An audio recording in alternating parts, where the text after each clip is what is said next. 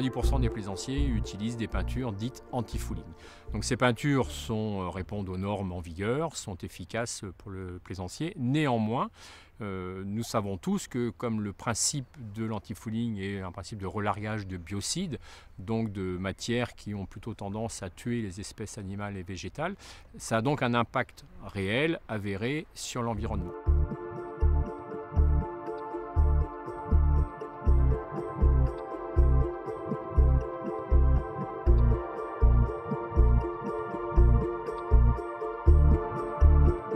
Au sein de l'Agence française pour la biodiversité, avec nos aires marines protégées, et particulièrement les parcs naturels marins, c'est que ceux-ci puissent être des zones d'expérimentation, des zones laboratoires pour développer des bonnes pratiques, développer des solutions techniques qui permettent que les activités maritimes, et là particulièrement la plaisance, puissent se maintenir sur le secteur en limitant en fait la pression qu'elle peut exercer sur le milieu.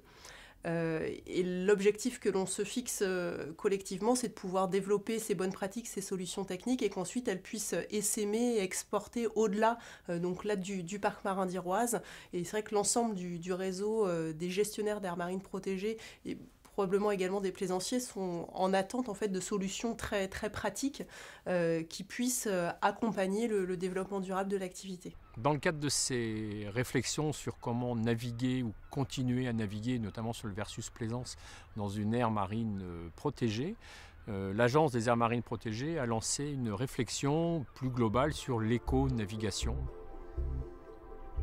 Notre agence, Finistère 360, a répondu à cet appel à manifestation d'intérêt avec un angle d'attaque ou volonté de réfléchir à l'aspect des anti-fouling, de leurs conséquences sur l'environnement et d'étudier les alternatives qui voient jour actuellement sur le marché et vérifier si ces alternatives, étaient efficaces pour le plaisancier pour lutter contre le fouling, et deux, si elles étaient respectueuses de l'environnement ou du moins plus respectueuses de l'environnement que les peintures actuelles.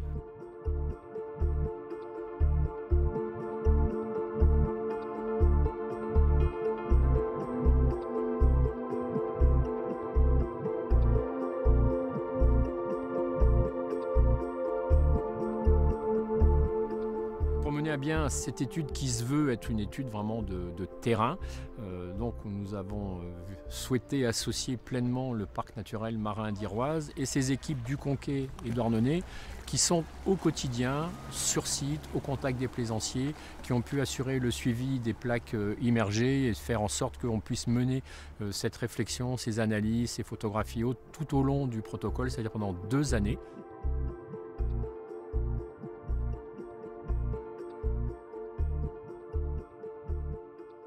Le suivi de terrain consistait simplement à prendre en photo ces plaques à différents pas de temps déterminés qui correspondent à des échéances par rapport au développement de la faune.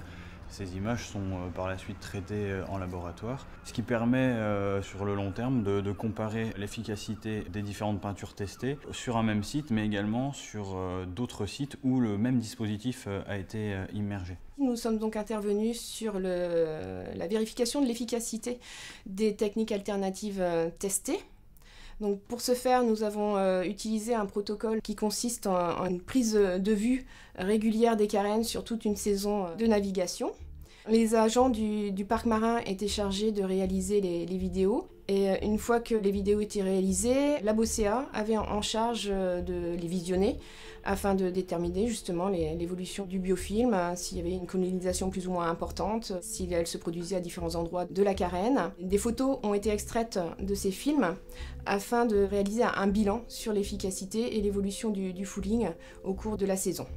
Au préalable, l'ABOCA, au niveau de son laboratoire, a réalisé des analyses sur les peintures brutes afin de déterminer les molécules potentiellement présentes dans ces peintures. Donc nous avons réalisé ce que l'on appelle un screening avec une technique qui s'appelle la chromatographie en phase gazeuse.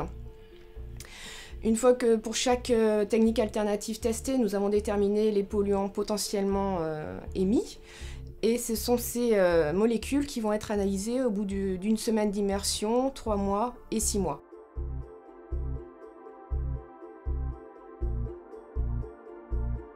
Un point vraiment intéressant du projet, c'est également que les plaisanciers ont été vraiment partie prenante de l'expérimentation.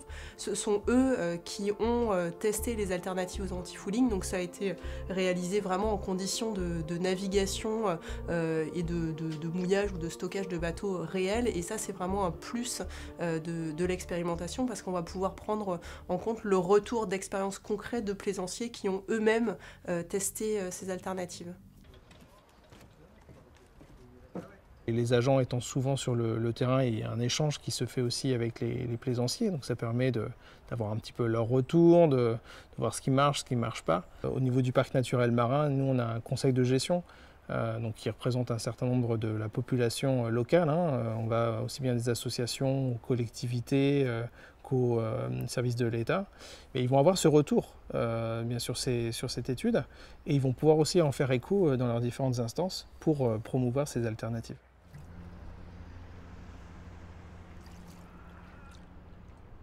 On a orienté nos choix vers l'application d'un adhésif au silicone pour l'un des voiliers, et pour un autre voilier, c'est une peinture anti-fouling avec des polymères biodégradables.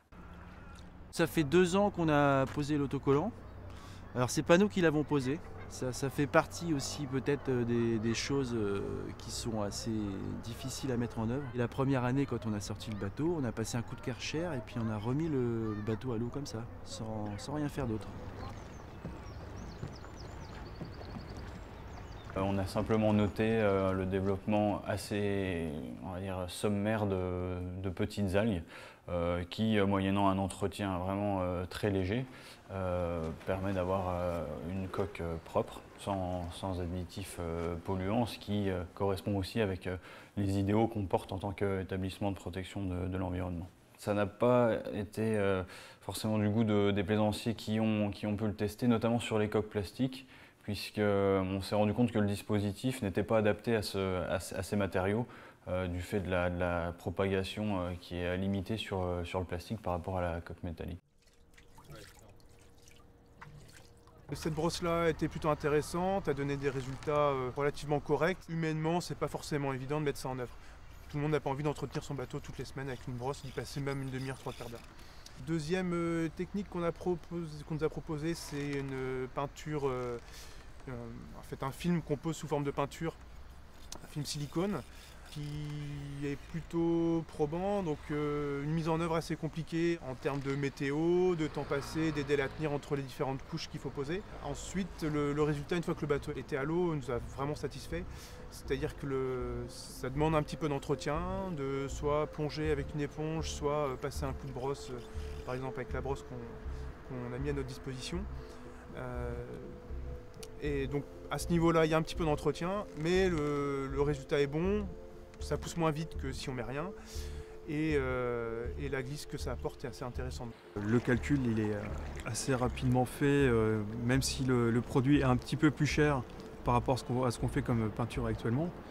C'est juste une préparation de bateau un petit peu plus longue la première année, et le coût il est ce qu'on va consommer sur 3 ans d'anti-fouling normal. On ne l'utilisera pas sur les 5 ans d'utilisation du bateau. Dans le cadre du projet Alternative Anti-Fouling, le LBCM a positionné ses connaissances sur l'étude de l'efficacité donc in situ, donc quand on immerge les échantillons directement dans les différents ports bretons, et une autre partie qui vise à étudier la lixiviation et l'écotoxicité de ces lixivia sur différents niveaux trophiques marins. Pour être plus précis, la lixiviation, ça vise à entraîner la peinture donc, qui est fixée autour d'un cylindre à une certaine vitesse de rotation sur une certaine durée. Et cette rotation entraîne des frottements qui seraient susceptibles de reproduire ce que l'on retrouve dans le milieu naturel. Aujourd'hui, si on fait appel à des biocides, on ne peut pas être efficace et non toxique. La plupart du temps, ça va de pair, vu que ces biocides sont efficaces de par leur toxicité. Ce qu'on veut juste vérifier, c'est que la toxicité sur des micro-organismes ou même des macros, comme les macroalgues, n'affecte pas le reste des niveaux trophiques. Et le but étant réellement d'observer le relargage des différentes substances, donc d'une part les biocides qui sont les substances d'intérêt en termes de toxicité, mais également toutes les autres substances qui seraient susceptibles d'être relarguées par la formulation, donc par le revêtement dans de l'eau de mer lors de l'exciviation. Il y a également dans le projet toute une réflexion sur le côté pratique de l'alternative anti-fouling, c'est-à-dire savoir pour quel bateau et dans quelles conditions tel ou tel type d'alternative est utilisable. Donc l'objectif, c'est de pouvoir faire des recommandations aux plaisanciers en fonction de leurs pratiques. Et le dernier volet qui sera également regardé, c'est le coût pour le plaisancier, parce qu'effectivement, il faut que celui-ci puisse être acceptable pour le plaisancier. Toutes ces données seront diffusées dans l'ensemble des aires marines protégées, auprès des associations et fédérations de plaisanciers bien évidemment. Notre idée, c'est de partager avec le plus grand nombre cette réflexion et ce travail, et qui sera peut-être à poursuivre d'ailleurs, puisqu'on évoquait de nouvelles alternatives qui apparaissaient sur le marché.